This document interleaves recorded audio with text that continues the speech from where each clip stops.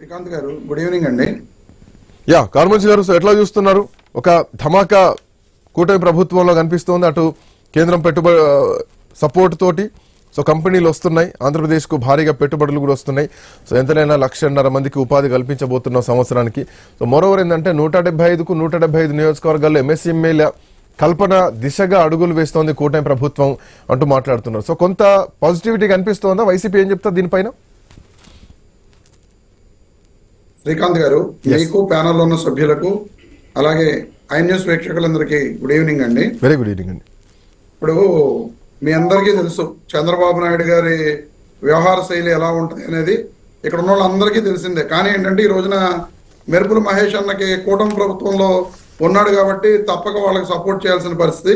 గతంలో 2014-19 మధ్య మెరుపుల మహేష్ అన్న కూడా వాళ్ళని విమర్శించిన వ్యక్తే. చంద్రబాబు నాయుడు గారి పరిస్థితి ఎలా ఉంటుందంటే పాత ప్రాజెక్టులకే కొత్త పూత పూసి ఈ రోజున ఆయన సిఐ సమిట్ నిర్వహించడం జరిగింది. ఎక్కడా కూడా ఈ సమిట్ లో ప్రచార ఆర్భాటం తప్ప ఆయన కొత్తగా తెచ్చిన ప్రాజెక్టులు నాకు తెలిసి నాకున్న అవగాహన మేరకు ఎక్కడా కూడా కొత్త ప్రాజెక్టులు అనేవి ఎక్కడ వచ్చిన సందర్భాలు నాకైతే కనపడలా. అలాగే జగన్మోహన్ రెడ్డి గారు మొన్ననే చెప్పినట్లుగా క్రెడిట్ చోరీలో ఆయన ముందుంటారు చంద్రబాబు నాయుడు గారు. ఆయన కన్నా 4 ఆకులు ఎక్కువ చదివినట్టుగా లోకేష్ గారు అంతకంటే ఈ ప్రచార ఆర్భాటంలోను క్రెడిట్ చోరీలోను ఇంకా ముందుంటున్నారు ఆయన. గూగుల్ డేటా సెంటర్ విషయం, ఏఐ డేటా సెంటర్ విషయమే తీసుకుంటే ఆయన అదానీ తోటి అక్కడ Google data centre Jaganmohan Reddy గారి ప్రభుత్వంలోనే అదే కార్యరూపం దాల్చితే ఎంఓయు అన్నీ అయిపోయి శంకుస్థాపన కూడా జరిగితే దాన్ని ఏదో కొత్తగా ఆయన తీసుకొచ్చినట్లుగా ఏదో లోకేష్ గారి ప్రోద్బలం కారణంగానే అది రాష్ట్రానికి వచ్చినట్లుగా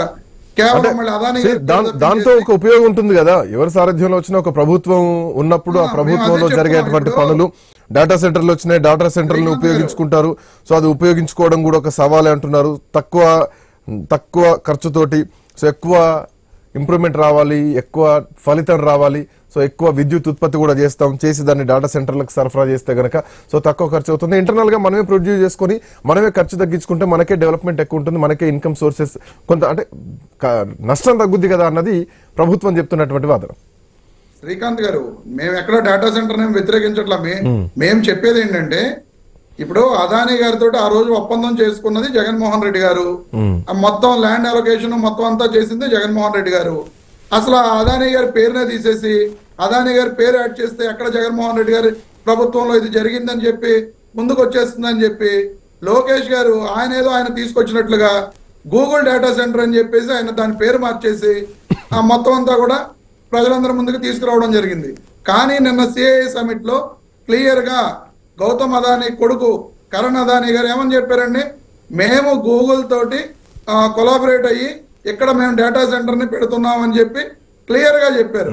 కానీ వీళ్ళందరూ కూడా ప్రచారం చేసింది ఏంటి, అదానీ గారికి అసలు సంబంధమే లేదన్నట్టుగా ఏదో కేవలం ఆయన అందులో ఊర్లే ఇన్ఫ్రాస్ట్రక్చర్ నిర్మించడం కోసం ఆయన ఏదో అందులో ఉంటున్నట్లుగా వీరు ప్రచారం చేయడం జరిగింది. నిన్న కరణ్ అదానీ గారు సిఐ సమిట్ లో చెప్పిన తర్వాత వీళ్ళందరూ మబ్బులు విడిపోయినాయి. ప్రతి ఒక్కళ్ళకి కూడా క్లియర్ గా తెలిసింది. గతంలో కూడా గౌతమ్ అదానీ గారు కూడా ట్వీట్ చేయడం జరిగింది, మేమే చేస్తున్నాము ఈ గూగుల్ డేటా సెంటర్ అని చెప్పి. కానీ వీళ్ళు ఏం చెప్తారు, ఇక్కడికి వచ్చి ఎంతసేపు కూడా మేమే తీసుకొచ్చామని చెప్తారు. ఇలా ప్రచార ఆర్భాటం చేసుకోవడం, క్రెడిట్ చోరీలో ముందుంటున్నారు తప్ప చంద్రబాబు నాయుడు గారు, లోకేష్ గారు. నిజంగా వీళ్ళు కొత్తగా నిన్న కూడా తీసుకొచ్చిన పరిశ్రమల్లో కొత్తగా వచ్చిన పరిశ్రమలు ఒక్కటైనా సరే వీళ్ళు తీసుకొచ్చామని చెప్పి అంటే మీ ఉద్దేశం పాతయే గ్రౌండ్ అవ్వలేదు, కొత్త ఎక్కడ తీసుకొచ్చారు, కొత్త కూడా గ్రౌండ్ కాదని మీ ఉద్దేశమా? ఇప్పుడు 2023లో జగన్మోహన్ రెడ్డి గారి హయాంలో 2023లో జరిగింది ఏది సిఐ సమిట్. కానీ 2014-19 మధ్య చంద్రబాబు నాయుడు గారు ముఖ్యమంత్రిగా ఉండగా 3 సార్లు సిఐ సమిట్లు జరిగినాయి. మరి ఆ 3 సార్లు సిఐ సమిట్లు జరిగినప్పుడు సుమారుగా 13 లక్షల కోట్లు 19 లక్షల కోట్లు నాకు తెలిసినంత వరకు 19 లక్షల కోట్ల రూపాయలని వీళ్ళు ఎంఓఎస్ చేసుకున్నారు.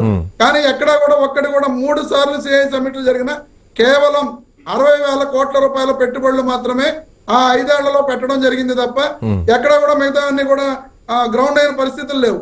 ఆ రకంగా వీళ్ళు ఎంతసేపు కూడా ప్రచారార్పాటం చేస్తారు తప్ప.